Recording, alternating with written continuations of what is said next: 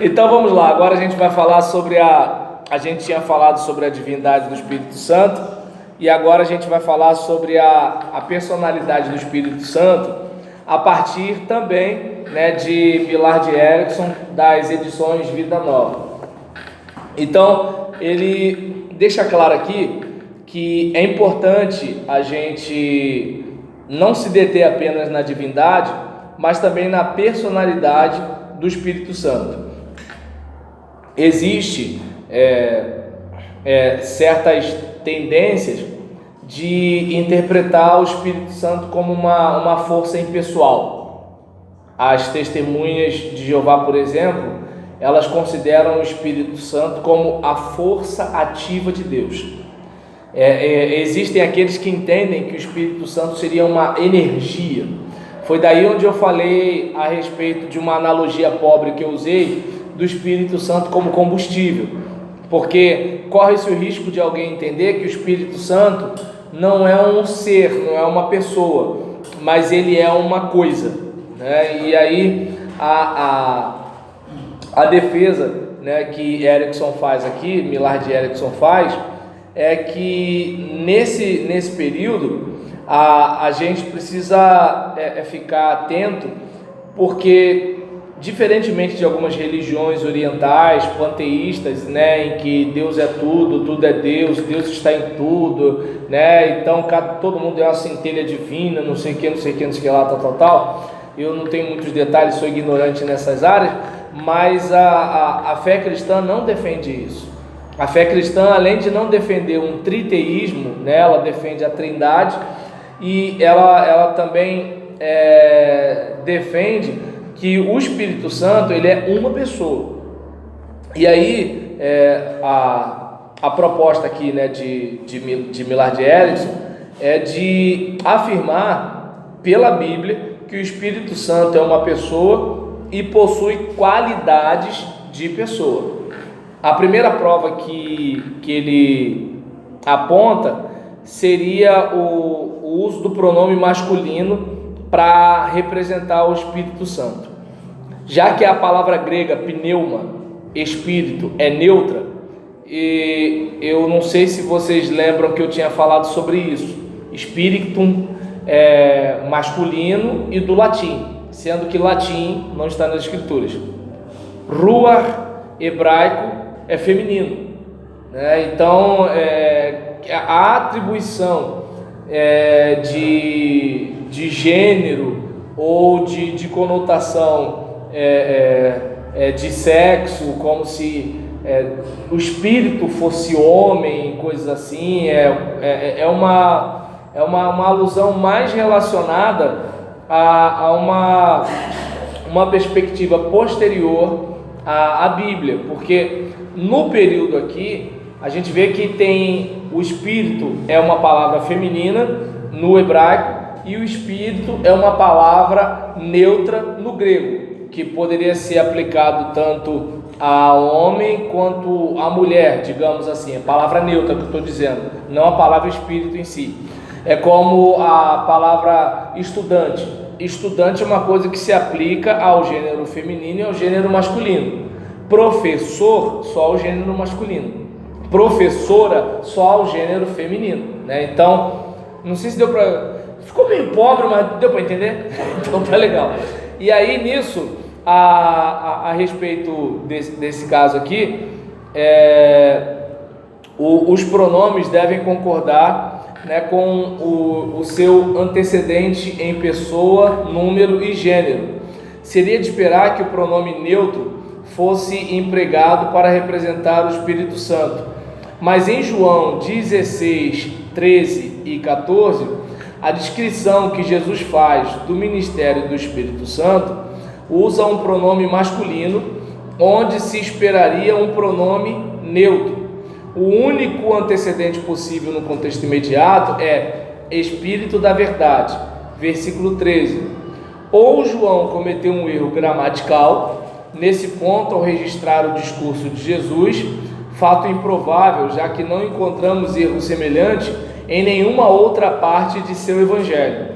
Ou ele resolveu deliberadamente usar o masculino para nos transmitir o fato de Jesus está se referindo a uma pessoa e não a uma coisa, porque no aspecto humano, pessoa só tem, quer dizer, hoje a gente tem um monte de gênero, né? Mas assim, o que a gente tem, né, até pelo menos há uns 10 anos atrás, né? O problema do normal é que normal significa algo que está dentro das normas. Então daqui a pouco normal pode ser qualquer outra coisa, né? Então eu prefiro não usar a palavra normal. E aí as normas mudam, Cláudio, as normas mudam.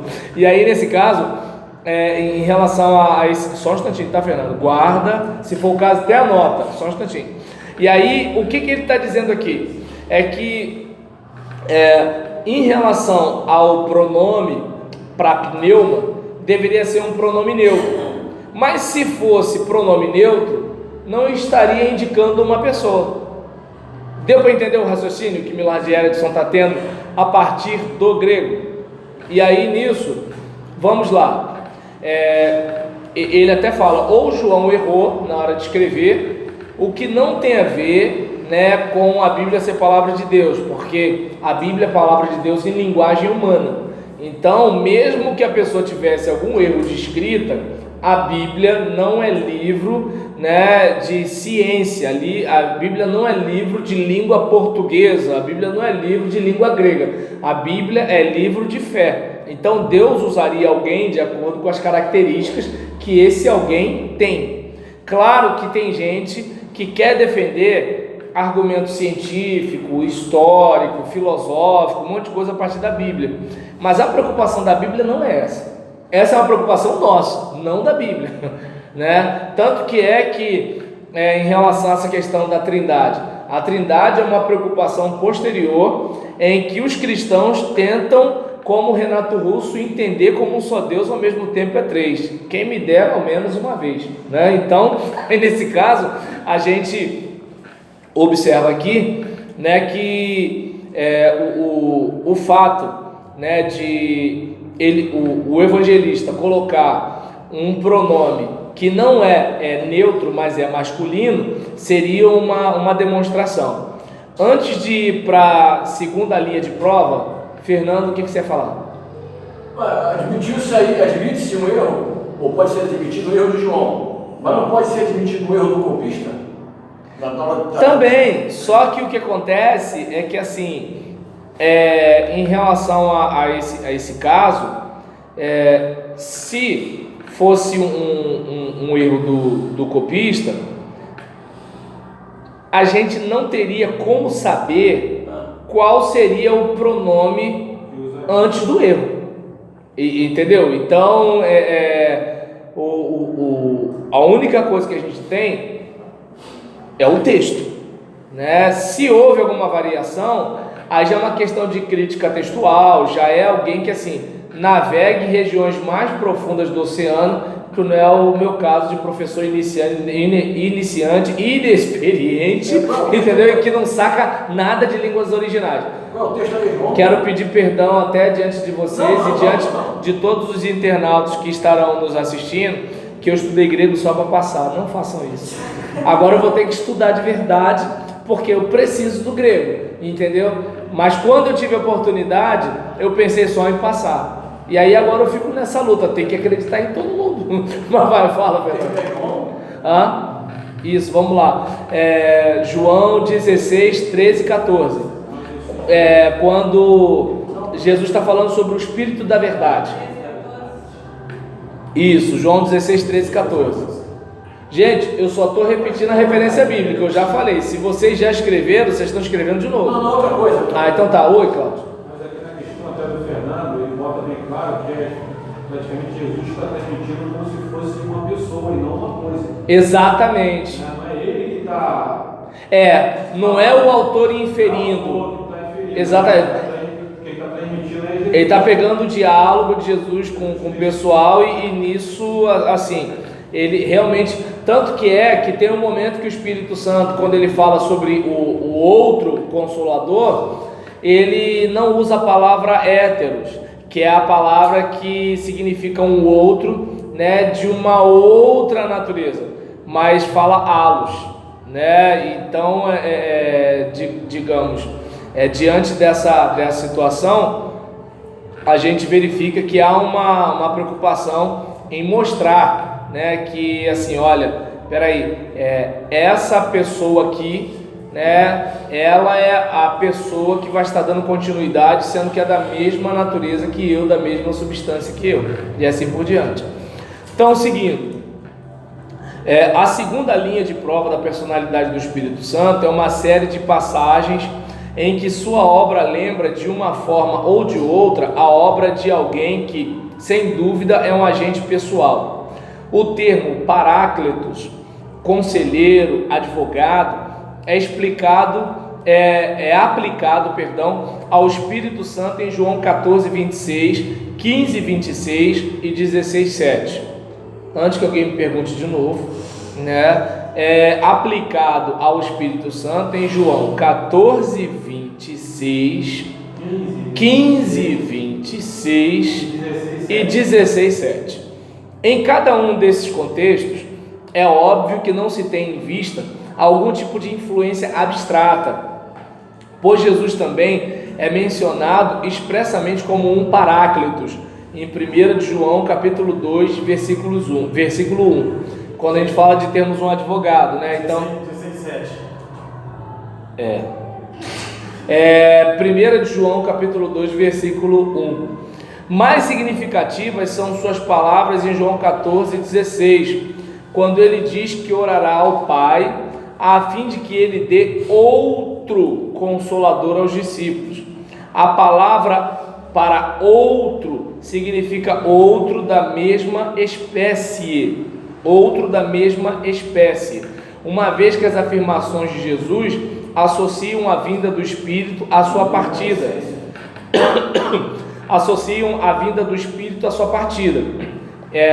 Lá em João 16, 7. Fica claro que o Espírito é um substituto de Jesus e desempenhará o mesmo papel. A similaridade em suas funções é uma indicação de que o Espírito Santo, como Jesus, deve ser uma pessoa. Então, como por exemplo, se eu não puder dar aula na semana que vem e peço a Sandra para dar aula em meu lugar, pressupõe-se que a Sandra tem características de pessoa.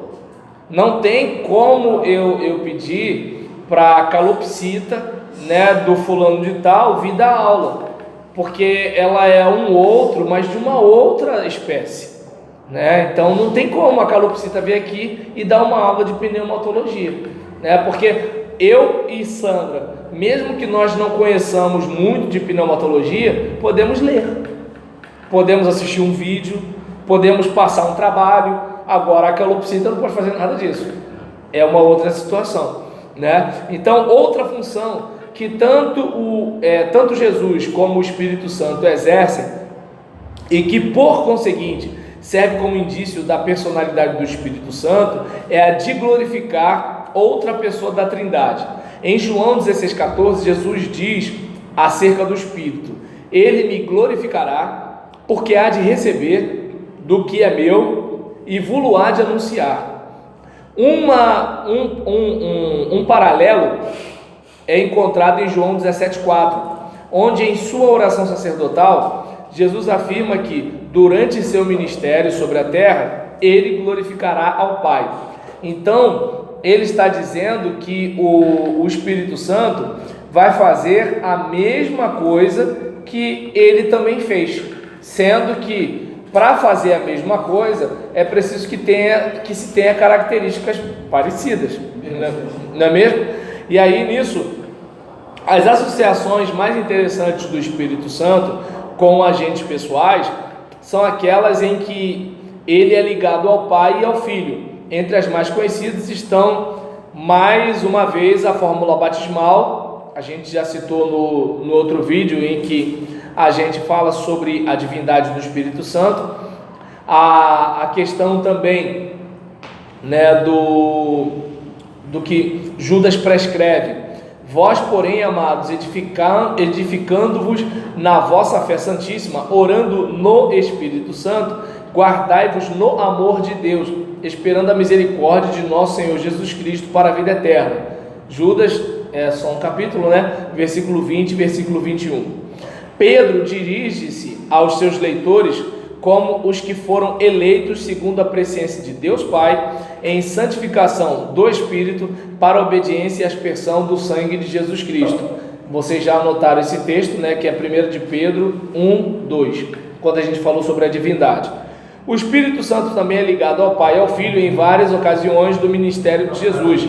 Uma dessas ocorrências é o batismo de Jesus, Mateus 3, versículos 16 e 17, em que todas as três pessoas da Trindade estiveram presentes. Vocês devem lembrar, né? O Filho está lá sendo batizado. Vocês devem observar que o Filho está sendo batizado e o Espírito se manifesta como uma pomba, e o Pai, ele se manifesta como uma voz falando do seu Filho. E aí a gente observa, né, que tem uma outra situação, quando ele expulsou os demônios, lá em Mateus capítulo 12, versículo 28. Mateus 3. Oi? Mateus? Mateus 12, 28. O caso, né, de Mateus 3, versículos 16 e 17, é em relação ao batismo, né? E aí nisso a conjunção do Espírito Santo com o Pai e o Filho nesses eventos é uma indicação de que ele é pessoal, assim como os outros dois. E aí o fato dele ter essas características pessoais é a terceira indicação da personalidade. Entre as mais notáveis dessas características estão a inteligência, a vontade e as emoções, tradicionalmente entendidas como os elementos fundamentais que formam uma pessoa. Das várias referências à inteligência e ao conhecimento do Espírito, nós temos João 14, 26, em que Jesus promete que o Espírito ensinará todas as coisas e vos fará lembrar de tudo que vos tem dito. A vontade do Espírito é atestada em 1 Coríntios 12, 11, que afirma que um só e o mesmo Espírito realiza todas essas coisas, no caso dos dons espirituais, distribuindo-as como lhe apraz, cada um individualmente. Também, em relação à personalidade do Espírito Santo, em Efésios 4:30, Paulo fala sobre a gente não entristecer o Espírito. Não se entristece uma energia, né? Porque o Espírito Santo ensinará. Não, mas é uma figura de linguagem, tal. Agora, entristecer, né? Como é que eu vou deixar uma chave triste, né? Então, por exemplo, aquele tiro me ensinou alguma coisa. Eu até posso tentar argumentar. Agora, eu deixei um tiro triste. Não tem como. Eu deixei um revólver chateado. Não tem como um negócio desse, né? E aí, nisso, o Espírito Santo também pode ser afetado, como acontece com as pessoas, demonstrando-se passivamente assim sua personalidade. É possível mentir ao Espírito Santo. Lembram? Atos 5, 3 e 4. Paulo fala dos pecados de entristecer o Espírito Santo, para a gente não apagar a ação do Espírito Santo na vida da gente, como em 1 Tessalonicenses 5, 19. Estevão acusa seus adversários de sempre resistirem ao Espírito Santo, Atos 7, 51. Daí uma coisa que, obviamente, eu saio rápido do assunto para voltar, até porque os calvinistas estão chegando, né? Então eu posso arrumar problema aí. Mas eu sou do entendimento de que a graça pode ser resistida, embora os calvinistas entendem que a graça é irresistível. Por isso que só os eleitos são salvos, porque os eleitos são as pessoas para quem a salvação foi oferecida e a vontade de Deus não pode ser frustrada. Então todos os eleitos são salvos, pronto, acabou e Zé Fini. Só que Estevão está dizendo que existem pessoas que resistem ao Espírito Santo. Então o Espírito Santo pode ser resistido sim, né? E aí nisso, seguindo aqui, né? Embora seja possível resistir a uma mera força, não é possível mentir ou entristecer a algo que seja impessoal. E depois, de modo mais notável, é o pecado da blasfêmia contra o Espírito Santo, que está lá em Mateus 12:31 e Marcos 3:29. Esse pecado que Jesus alega ser mais sério que a blasfêmia contra o Filho, com certeza não pode ser cometido contra algo impessoal. Quando o pessoal diz que Jesus está fazendo uma coisa a partir da ação do diabo, Jesus fala o seguinte: olha, vocês podem até falar contra o Filho, agora falar contra o Espírito não. Então, peraí, se o Espírito fosse pessoal, então Jesus não diria que é pior falar contra o Espírito. Daí onde vem o raciocínio de Millard Erickson, né? E aí nisso, em relação a essa questão, para a gente fechar a parte da personalidade, além disso, o Espírito Santo, ele toma parte em ações e ministérios morais que só podem ser exercidos por uma pessoa. Entre essas atividades estão ensino, regeneração, perscrutação, uma investigação, né? Fala, intercessão. Uma energia não pode interceder por alguém, mas o Espírito intercede por nós, né? Porque nós não sabemos orar como convém. Romanos 8. E aí nisso, comando, testificação, direção, iluminação, revelação. Uma passagem interessante, ele dizendo, né, quando está lá em Romanos 8:26, falando, né, sobre ele orando por nós, né, com gemidos inexprimíveis. E isso, assim, não tem como, isso lembra uma pessoa. Não tem como um relógio estar intercedendo desesperadamente por alguém. É uma mãe que ora desesperadamente por um filho. Não tem como, né, uma porta ficar rogando, né, aflita, né, pelo seu tio ou por alguém, né, e por aí vai. E aí nisso a gente observa, né, que Paulo, quando ele fala isso, ele está apontando a personalidade do Espírito Santo. Jesus também, quando ele fala do Espírito Santo, em João 16, versículo 8, quando diz: quando ele vier, convencerá o mundo do pecado, da justiça e do juízo. E essas considerações levam a uma conclusão, segundo Millard Erickson: o Espírito Santo é uma pessoa e não uma força, e tal pessoa é Deus na mesma dimensão e da mesma forma que o Pai e o Filho. E a gente vai fechar esse bloco com as implicações da doutrina do Espírito Santo, de acordo com Millard Erickson. Uma compreensão correta do Espírito Santo, quem é e o que é, acarreta certas implicações. 1. O Espírito Santo é uma pessoa, não uma força vaga. Portanto, ele é alguém com quem podemos ter um relacionamento pessoal, alguém a quem podemos e devemos orar. Então a gente observa que o fato dele ser uma pessoa significa que eu posso recorrer a ele, né? E daí algumas pessoas criticavam aquela música, né, da Fernanda Brum, porque ela cantava orando ao Espírito Santo.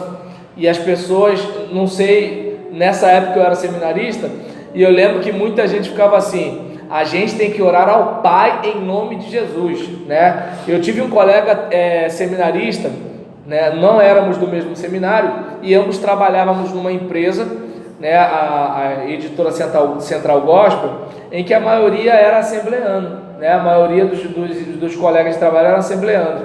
Ele conseguiu provocar o pessoal dizendo o seguinte: essa música é um lixo teológico. Pronto, arrumou inimizade. E aí nesse caso, mas vamos seguir. O Espírito Santo, sendo plenamente divino, deve receber a mesma honra e respeito que dispensamos ao Pai e ao Filho. É apropriado adorá-lo como adoramos a eles. Não se deve pensar que ele seja em algum sentido inferior a eles em essência, embora seu papel esteja às vezes subordinado ao deles. O Espírito Santo é um com o Pai e o Filho. Sua obra é a expressão e a execução do que os três planejaram juntos. Não há tensão entre as três pessoas ou suas atividades. Deus não está distante. Perdão, gente, acabou que eu estava seguindo os números e parei de citar os números, né? Então, o 1 eu já tinha falado, o 2, né, que como ele é divino, a gente pode transmitir a ele, prestar a ele a mesma honra. O 3 é que o Espírito Santo é um com o Pai e com o Filho, e a sua obra é a expressão e execução do que eles planejaram juntos. Não há tensão entre as três pessoas ou suas atividades. E 4, Deus não está distante. No Espírito Santo, o Deus triuno chega perto de nós, tão perto que de fato entra em cada pessoa que crê. Bonito isso, né? Deus é até mais íntimo de nós agora que na encarnação, porque na encarnação Jesus estava fora de nós, ele estava entre nós. Agora não, agora ele está em nós. Antes era Deus conosco, agora é Deus em nós, né? E nisso, por meio da operação do Espírito, ele de fato torna-se o Emanuel, Deus conosco. E aí ele deixa 4 versos de uma poesia: louvai ao Espírito, Consolador de Israel, enviado pelo Pai e pelo Filho para nos abençoar. Louvai ao Pai, ao Filho e ao Espírito Santo. Louvai ao Deus triuno. Amém? Pastor, por que o Estevão diz: vós resistis ao Espírito? Porque o pessoal resistiu ao Espírito. Não, ele tinha conhecimento que o Espírito estava nele. Aquele povo não tem esse conhecimento, digamos assim. Mas estavam resistindo à ação do Espírito. Através de Estevão. Também. Através de Estevão, através dos apóstolos, através do que Jesus fez. Entende? Daí a questão da blasfêmia contra o Espírito. Porque qual é o problema da blasfêmia do Espírito? É quando você atribui ao diabo uma coisa divina, ou quando você atribui a Deus uma coisa diabólica. Daí o problema de chamar de coisa de Deus o que não é de Deus, ou dizer que é do diabo uma coisa que é divina. A gente tem que ter muito cuidado com isso, porque a gente pode estar não necessariamente fazendo aquela blasfêmia como a que Jesus falou, porque a gente já está salvo. Mas agora, quem não está salvo, quando faz isso, não tem como ser salvo. Como é que você vai ser salvo se você não crê que aquilo está vindo de Deus? Acabou. Ele não está na ignorância, no caso? Está no tempo de ignorância? Está na ignorância, mas está resistindo. Entendeu? A luz veio para os homens, mas os homens rejeitaram a luz porque suas obras eram más. O Estevão então fala que vai resistir ao Espírito. Exatamente. Entendi errado ou eu ouvi mal? O Espírito então ele não se entristece? Por isso? Entristece. A gente disse em Efésios 4:30, obrigado, Rogério. Café. A gente registrou aqui em Efésios 4:30: não entristeçais o Espírito Santo, com o qual foste selados para o dia da redenção. Professor, o que o senhor vem a dizer nessa passagem? Que o Espírito de Deus, ele testifica com o nosso Espírito. Confirma que somos filhos de Deus. Entendeu? Algo em mim me convence que eu sou de Deus. Eu estou plenamente certo O disso. Espírito de Deus testifica com o meu coração que nós somos filhos de Deus. E às vezes numa confirmação de Deus ele faz uma conjugação, ele pode confirmar comigo, com do irmão. Aí para mim é um pouco mais complicado, porque assim, a salvação, como é uma questão pessoal, você pode achar que eu estou salvo e eu estou perdido. Agora, você não tem como ter dificuldade em relação à sua salvação. Você sabe se você realmente é convertido, você sabe se você realmente segue a Jesus, você sabe se não, você sabe se você não tem certeza da sua salvação, você sabe isso. Agora eu não sei. Se você morrer e eu for no seu sepultamento, eu vou falar de quê? Do meu irmão que está na glória. Eu não posso dizer outra coisa. Daí onde eu também tenho a preocupação de dizer que fulano morreu e está no inferno. Eu entendo que essa área não me pertence, né? Mas se suicidou, eu não vou entrar nessa área. Salvação do cara é ele e Deus. A minha é a minha e Deus. E como diz aquela musiquinha, toma conta da sua vida. Agora eu posso desligar, gente? Pode. E encerrou.